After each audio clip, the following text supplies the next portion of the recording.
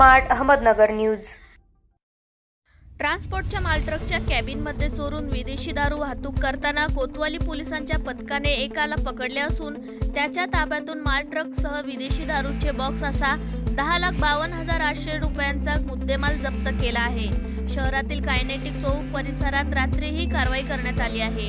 कोतवाली पोलिसांना गोपनीय माहिती मिळाली की एक मालवाहतूक ट्रक व यावरील चालक हात्यांचे ट्रान्सपोर्टच्या वाहनातून कॅबिनमध्ये काही देशी विदेशी दारू बेकायदा विनापरवाना वाहतूक करत आहे व आता कायनेटिक चौकात गेल्यास तो मिळून येईल अशी माहिती प्राप्त झाल्याने कोतवालीच्या गुन्हे शोध पथकाच्या अंमलदारांनी कायनेटिक चौकात सापळा लावून नमूद ट्रक यास थांबून त्याची पाहणी केली असता ट्रकच्या पुढील बाजूच्या कॅबिनमध्ये 7 विदेशी दारूचे बॉक्स मिळून आल्याने सदरचा चालकास ताब्यात घेण्यात आले। अरुण सुखदेव लंके असे त्याचे नाव आहे। सदरचा मुद्देमाल जप्त केला असून त्यांच्याविरुद्ध पोलीस कॉन्स्टेबल कैलास शिरसाट यांच्या फिर्यादीवरून कोतवाली पोलीस ठाण्यात महाराष्ट्र दारूबंदी कायद्यानुसार गुन्हा दाखल करण्यात आला आहे। सदरची कारवाई पोलीस निरीक्षक चंद्रशेखर यादव यांच्या मार्गदर्शनाखाली पोलीस अंमलदार गणेश धोत्रे, योगेश भिंगारदिवे, अमोल गाडे, संदीप थोरात, कैलास शिरसाट, सोमनाथ राऊत आदींसह पथकाने केली। Bureau report, smart Ahmednagar news.